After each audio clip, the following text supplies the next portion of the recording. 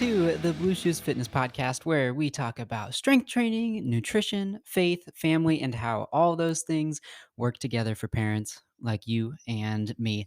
My name is Coach Jay, and today we're talking about progress, which is the name of the game when it comes to fitness, of course.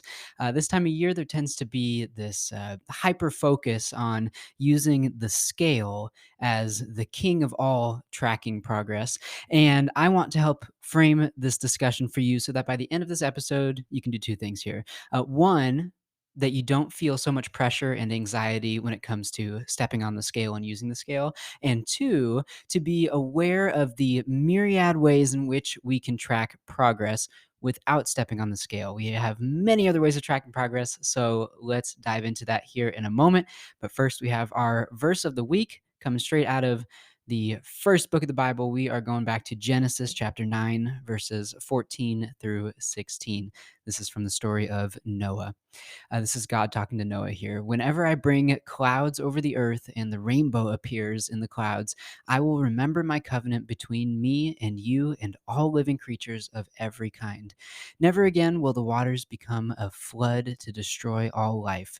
Whenever the rainbow appears in the clouds, I will see it and remember the everlasting covenant between God and all living creatures of every kind on the earth. We talk a lot about the story of Noah in our house, mostly because that is a staple story that shows up in all of our kids' Bibles and things like that. We have a couple of books just about Noah himself, and one of the recent books that we got from my road trip last summer to the Ark Encounter, which is, if you've never seen it in person or online, check it out. The Ark Encounter. It is a life-size replica, full-size replica of Noah's Ark, and inside is a museum.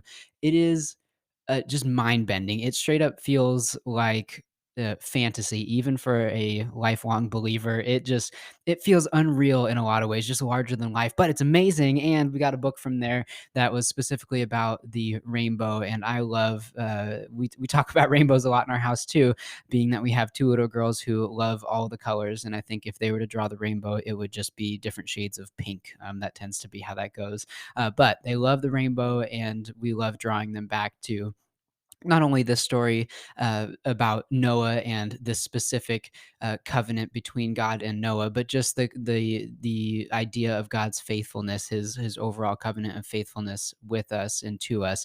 We love drawing our girls back to that. That God will never leave us. He will always be there, and he's on our side. He's pro humanity as long as we follow His rules, of course. We are.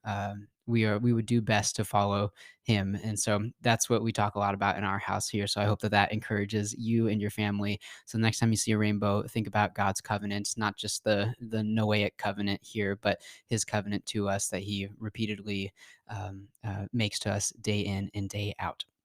All right, today's topic: how to track progress without stepping on the scale. So this is a big topic that I have across as you may have guessed by now, most of my podcast episode topics come from just regular conversations that I have with my clients and with those of you that I talk with online on Instagram, Pinterest, things like that.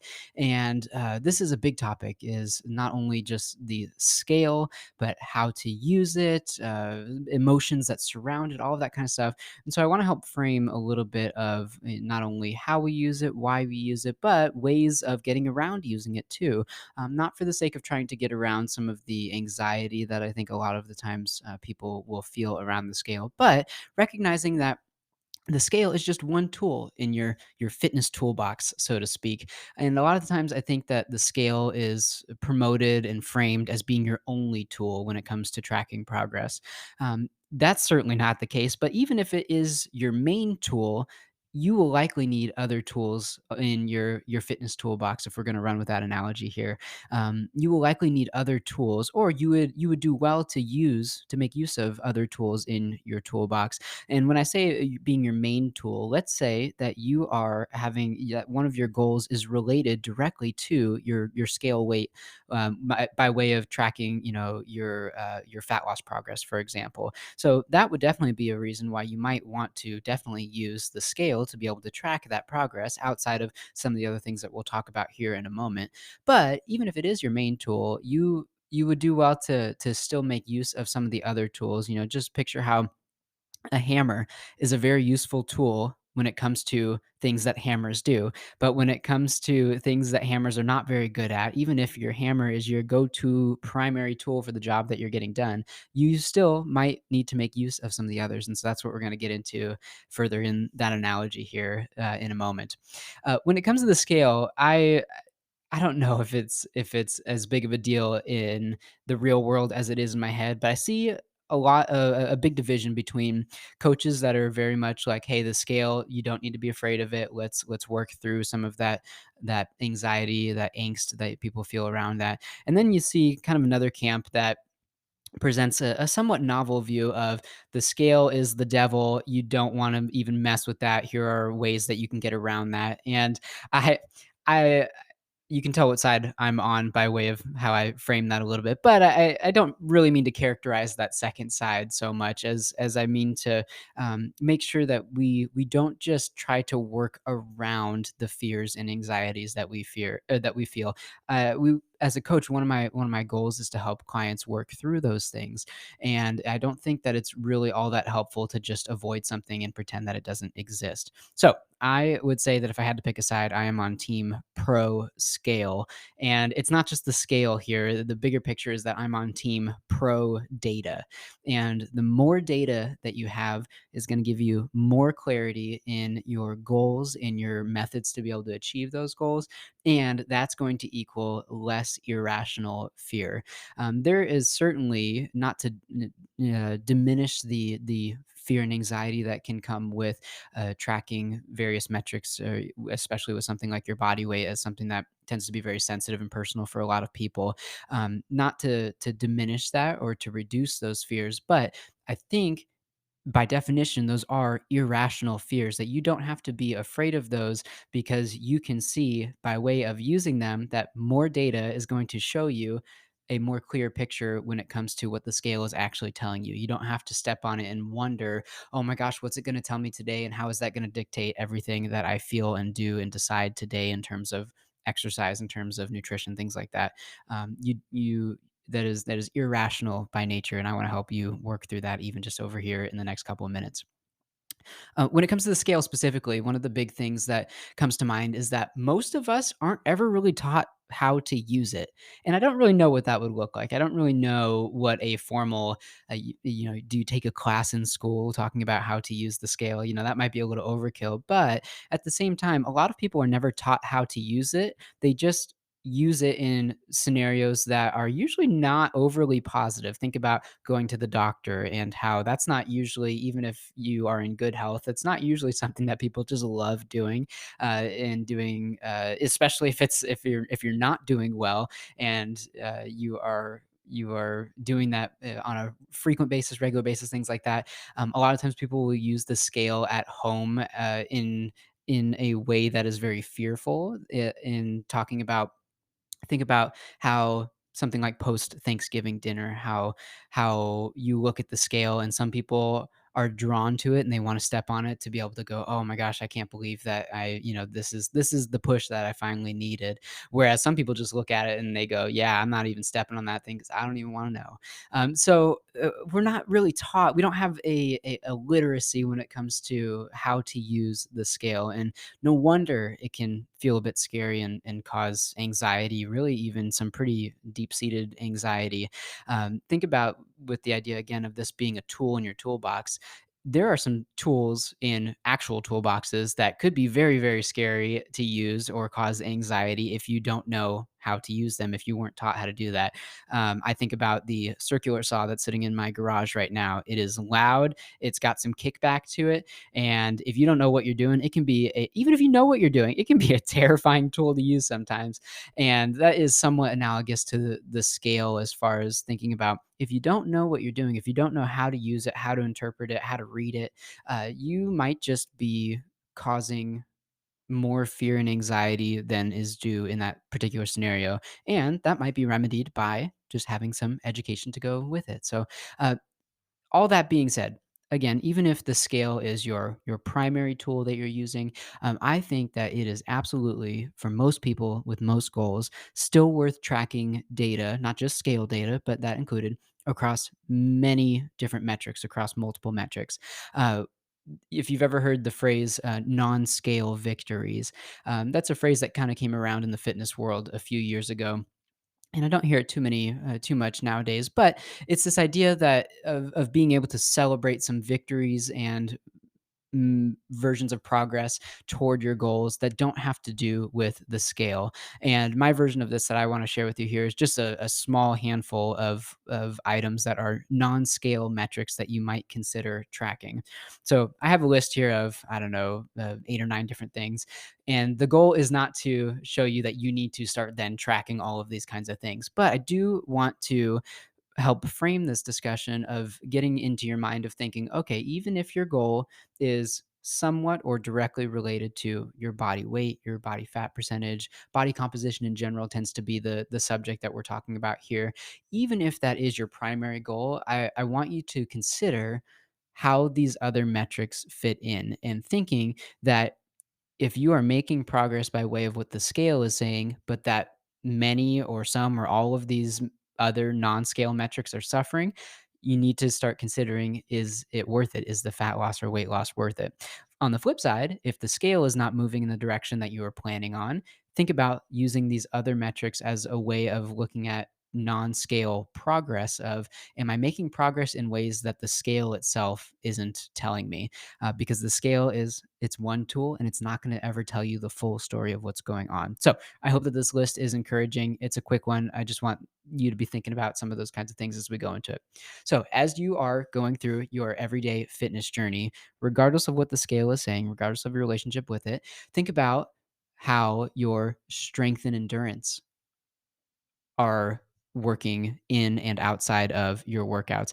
Think about your lifts. Are you able to lift more weight in your workouts than you were a month ago, than you were 2 months ago? Is your endurance during your workouts, is that better? Are you able to do complete your workouts without being so winded during it? Are you able to do your normal everyday activities without being so winded? Thinking about like going up and down the stairs, chasing your kids around, all of that kind of stuff.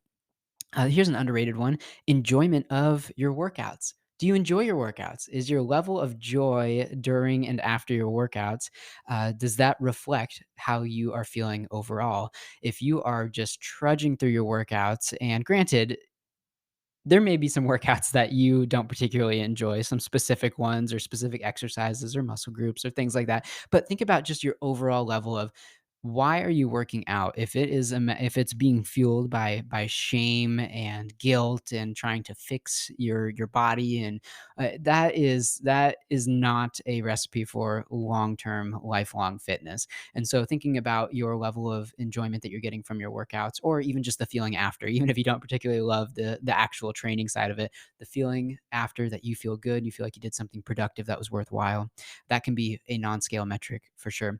Lifting technique and form. So this is not always just a matter of, can you lift 5 more pounds or 10% more this week versus last week or the month before.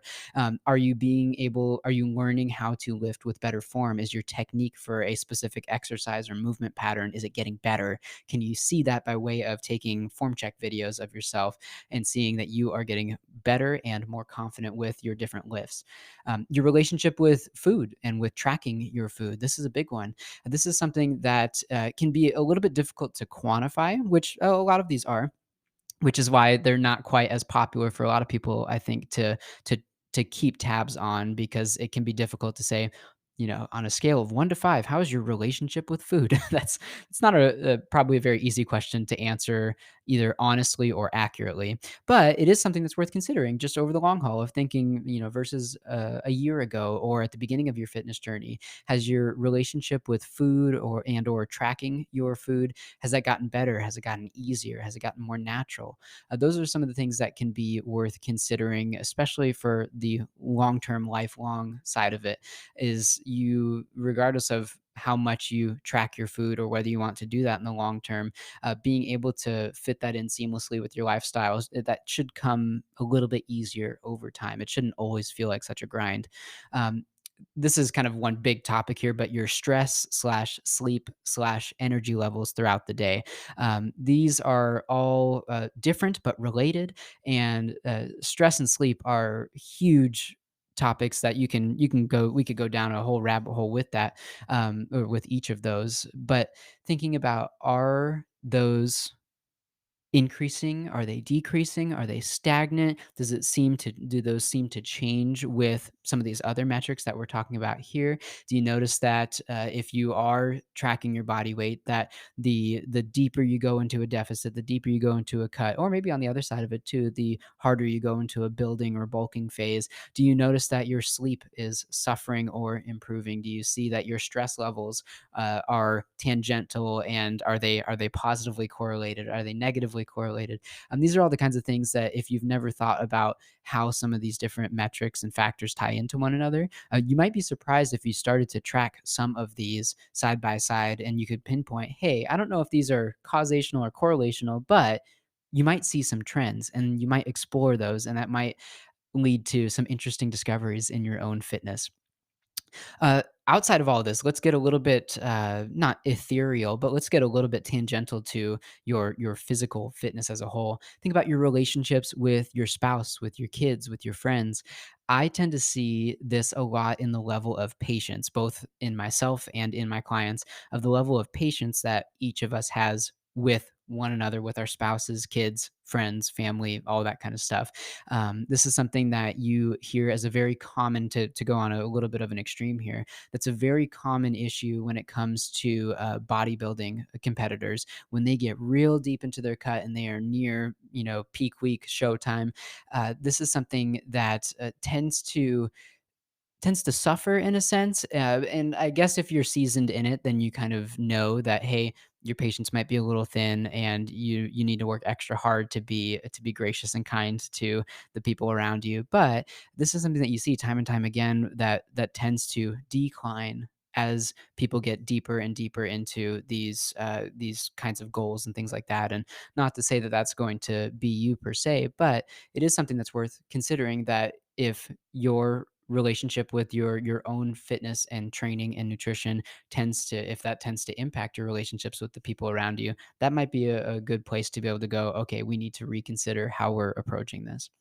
Back to just kind of a general, how you're doing, how you're feeling. Think about how your clothes fit and feel. This is a huge metric that I love tracking with my clients. Again, it can be a little bit less tangible from one day to the next, but from 1 week to the next, 1 month to the next, certainly one training block to the next, this is something that a lot of my clients have reported being not only something that they notice, but something that ends up being a really big deal to them. And for a lot of people, and I kind of encourage them a little bit down this route when I start seeing these comments come in. But a lot of people, a lot of my clients will say that this metric outweighs, that, no pun intended there, but it outweighs the change or lack of change in scale weight, where the way that their clothes fit, the way that they feel in their clothes, that tends to matter much more to them than what the scale is saying. And sometimes the scale might not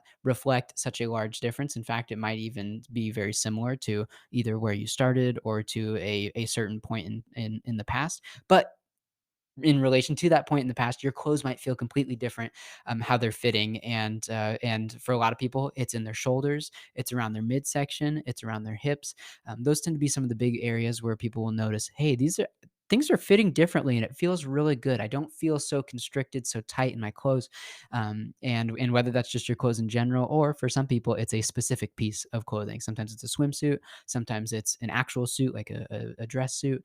Sometimes it's a particular dress. You might be thinking of some of those things in your head too, of a particular item of clothing in your closet that you go, hey, this might be a good way to be able to somewhat track some of these non-scale metrics.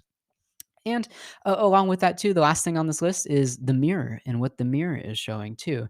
If you're one of my clients listening to this, you will already know what's coming here, but I am a huge advocate for taking progress photos.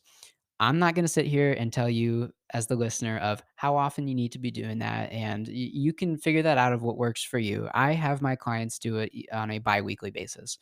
Some clients will do it on a weekly basis if they are actively pursuing some kind of a body composition goal that would be noticeable from one week to the next. But I have most of my clients doing progress photos on a biweekly basis, and I take my own progress photos less frequently than that, but I do them regularly to be able to do exactly this, to be able to see what the scale can't tell me. And the again, especially when it comes to minimal body weight loss or body weight gain. Things like body recomposition, things like losing, 2 or 3 pounds or gaining 2 or 3 pounds of lean mass, all of that kind of stuff that might not be reflected accurately or fully with just the scale alone.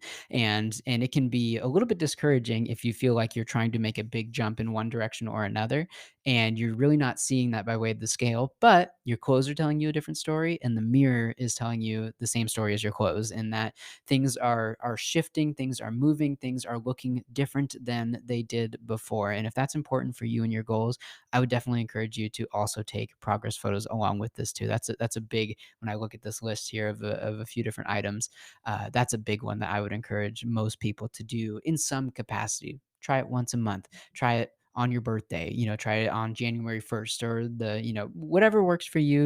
You figure out what's going to be good for you and your goals. But I want to challenge you to do something that's a little bit uncomfortable, and that being taking progress photos. They're not everybody's favorite thing, and in fact, most of my clients would probably say, "I wish I didn't do them," until they start seeing progress from one to the next, and it becomes very encouraging. Okay, so let's take a look at the meat and potatoes of this here. So we've talked about kind of why all of this is important, how it all works together, and ways that we can measure and track progress without stepping on the scale. But that doesn't really give you much of a blueprint to be able to do anything with that. And so I'm going to give you, I have one, two, three, 4 items here that can be a real quick list that you can go through right here, right today. You can do it while you're listening to this or after the episode is done. And you can go through this list, and you can the I'll give you the hint. The step number 4 is rinse and repeat. So you can rinse and repeat this entire cycle over and over and over again, no matter what stage you are in your fitness journey. So here is how we can string all of this together to form a more clear image of progress that's not strictly dependent on the scale. Step number 1, choose relevant metrics to track together. So, looking at that list that I just gave you above, taking a look at any other thing that you've ever tracked or would consider tracking for your whatever's important and relevant to your fitness goals, make a list. Just make a big master list to be able to look at the relevant metrics. For example, most of my clients, I will have most of them start, because most of my clients will come to me for body fat loss, weight loss goals, or recomposition goals, or trying to build muscle, and to do so intentionally, often for the first time, and with some kind of a structured strength training program. A lot of my clients are not new to fitness as a whole, but they are new to the idea of really taking their fitness to that next level with some sort of structure, some sort of intentionality outside of doing it when they can or doing it just for enjoyment. So that gives you an idea of where they're coming from, and maybe that's you too. So most of my clients, I'll have them start with tracking calories, macronutrients, so protein, carbs, and fats, their daily step count, and progress photos. Those tend to be the 1, 2, 3, 4 things that I tend to have them track right from the get go, because that gives me a pretty good indication of the big picture here. So we have your calories in, we get to see overall energy intake, and then we see macronutrients. So we get to see what that intake is made up of. Step count is shows me a lot of physical activity level. So this is outside of just exercise alone, but just overall physical activity level that might tell me how sedentary or non-sedentary someone might be, how sedentary or active someone might be. And of course, we're tracking their workouts too that we're doing. But then the last thing being progress photos, and that gives me again the side of things that's outside of what the scale would say too. For a lot of my clients, that their goals are related to body composition or body fat. Um, we will also track their actual scale weight too, because I want to help them get comfortable with doing that and to see that fluctuations are normal, to see what their true body weight average might actually look like, as opposed to what a single day of a single month on a single, random Saturday might tell them. So that's those are some of the things that I tend to have my clients start off with. And to kind of back that up too, and certainly I want to lift this up, even if this feels a little bit less tangible. But one of the big benefits of having a coach too is that back and forth communication. And one of the things that does for me to be able to help my clients better is that communication really helps me see where my client's mentality is at. And in relation to all of this, in relation to their fitness, how they would describe their fitness, their interest in fitness, their interest in training, nutrition, all of that kind of stuff, how they feel about their own body, how they feel that their fitness fits into their overall lifestyle with work, with parenting, with being a spouse, all of those kinds of things. And so that mental side of it is huge, and that comes through by way of the constant communication with me. And I text with my clients all the time because I find that to be so helpful. Step number two, choose one main offensive metric and one main defensive metric to track. And what I mean by that is an offensive metric being something that's going to help you to move forward, and defensive being something that's going to help you protect against moving backward. So, for example, you might track your strength in your workouts as something that you are actively trying to push forward.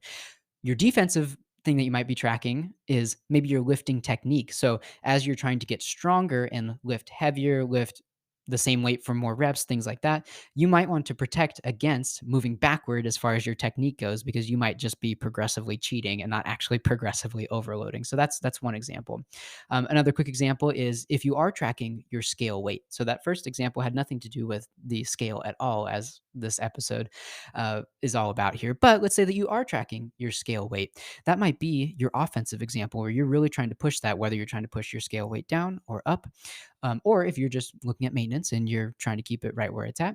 Your defensive side of that might be perhaps your mentality or anxiety around food and tracking as a whole, where if you notice that your scale weight and your anxiety around food and tracking are positively correlated to where they are both going in positive directions for you, or maybe they're both going in negative directions for you, that might be worth noting right from the get-go, right? So that might be a good place to take a look at there. Number three, choose a short-term time frame. This is not a deadline for your goal. That's not what I'm talking about here. I don't know that it's super helpful to go, okay, 16 weeks from now, or a month from now, I want to weigh 20 pounds less. I'm not sure that that's super helpful. But what is helpful is choosing a short-term time frame in order to evaluate the progress that you're making and the metrics that you're tracking. And no, for most of my clients, that looks like every 4 or 8 weeks or so. Our training blocks are usually somewhere around 4, 6, 8 weeks long. And of course, we're tracking all of this throughout. But as we near the end of each training block, we take a look at evaluating all the metrics that we've been looking at, where we've made progress, where we haven't, what's important, what's not, what's relevant, what's not. And then step number four is we rinse and repeat this whole cycle here. So we go through those short-term time frames, not as a way of defining a deadline for the goal itself, because that tends to be pretty arbitrary and not always very helpful. But we take a look at these metrics and things might change, right? We might take a look at certain metrics, one training block, and then the next one, other things might become important, other things might become less important.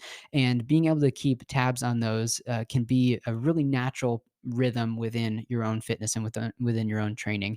It's going to take a little bit of time right from the get go, right? But it is worth the effort. So, step to go over those steps again. Step number one, choose relevant metrics to track together. Number two, choose one main offensive metric and one main defensive metric to track. Step number three, choose a short term time frame. And step number four, rinse and repeat this whole process. All right.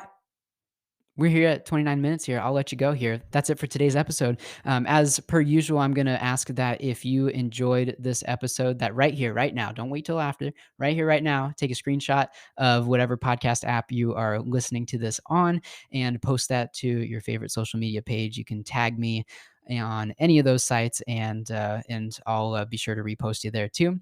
And if you would be so kind as to leave a good review on, again, whatever podcast episode or whatever podcast app you are listening to this on, that would go a long way for helping this podcast to reach more parents just like you, to be able to help them really incorporate fitness in a positive and helpful way in their lives. So I'll leave you with that. I'm Coach Jay.